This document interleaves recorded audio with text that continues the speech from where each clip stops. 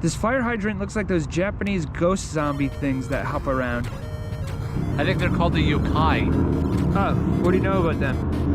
They pounce around because their bodies, the rigor mortis means that they can't bend their knees, so they have to do this all the time. Hi, it's the Theater Weirdos here. We're gonna go see A Quiet Place Part 2. I hope it's good. It should be good. Do you have any predictions on the movie, little R.A. Bartlett? Well, I think it's gonna be like We Are the Walking Dead kind of, oh, humanity's the real monster type thing. I hear it's very short. Oh, I didn't hear anything about the runtime.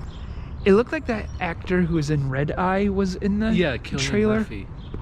Okay, so he kind of looks like John Krasinski.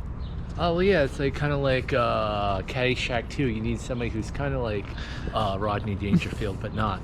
Oh, cool. Who is I haven't seen Caddyshack 2, actually. Who is the guy in it? I forget his name. Emo Phillips? No, he's more of a Borscht Belt guy. Jackie Mason, I think. Jackie Mason's the guy from Caddyshack? Yeah, from Caddyshack 2. I think that was Jackie Mason. Well, he's good. He's funny. So a secret just between us? I have a taco in my fanny pack, that is. Oh yeah.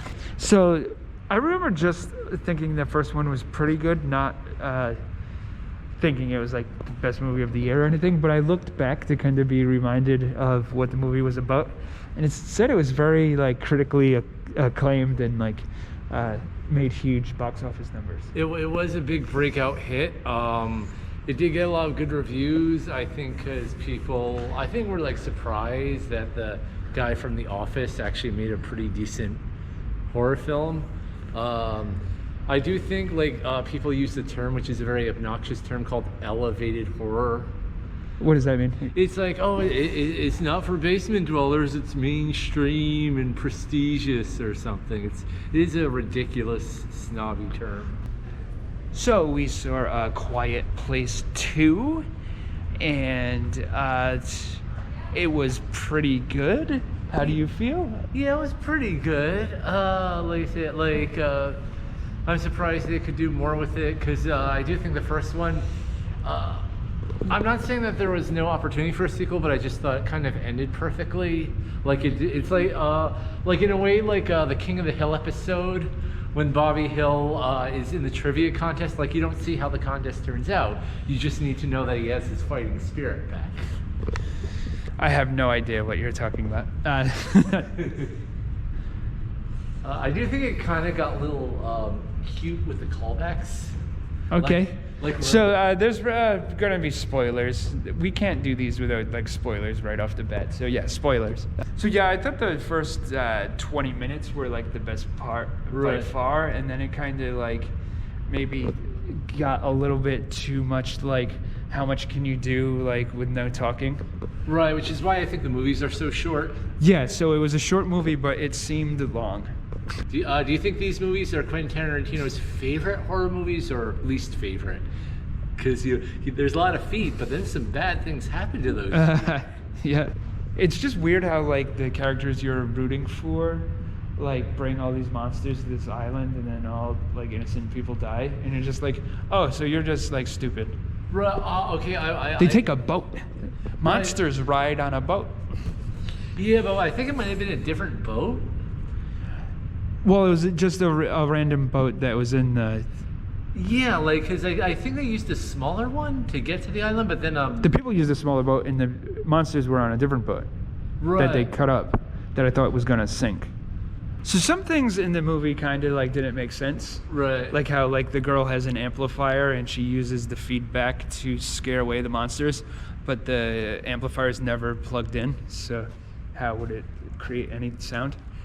There's that music that plays on repeat to like tell people where to go. Right. Like they use like a code. I guess in case the monsters are listening, they'll figure out where to find them. But anyways, it's a record. Records don't play on repeat. Records, they go through and then it stops. A CD could play on repeat because it's digital, but a record doesn't do that. Yeah. Just a little nitpick right there. Yeah, but I guess it would ruin that little rural aesthetic that the movie's going for. Uh-huh. So in the movie, they are sensitive to sound, but it kind of doesn't make sense whenever that's the case, because like there's sound everywhere in nature. So wouldn't they just always be distracted? There's like a flag blowing in the wind, and they're just always think that's someone. Right. Well, I think that's the thing. But I think that's probably why they're just ravenously angry creatures. They don't seem to have the best attention span. They're just sort of like compulsive eaters. Yes, and it's also unclear where they came from. They showed the first day, but what the heck was that? Yeah, they don't even is it They came from a spores? fire in the sky, right? Right, is it spores, like Starship Troopers or something?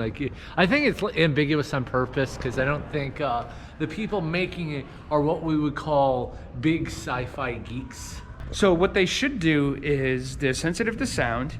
Just have a guy playing an accordion on a platform above a big meat grinder, and they all come running and fall on that thing, and then yeah. Right. Well, I guess that's the point of cause this is it's a zombie movie without zombies. Huh. I think that's a good way to put it, right?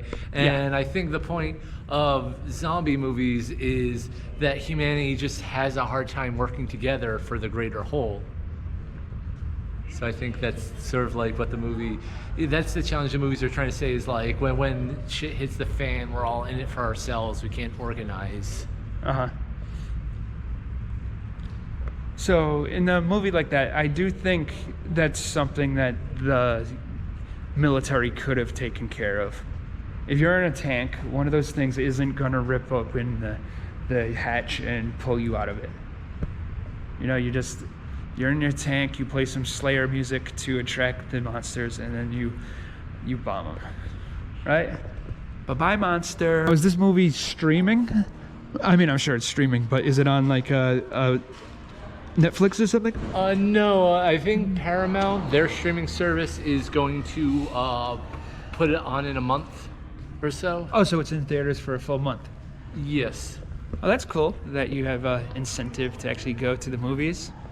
I mean, there's not really too much else to say about this.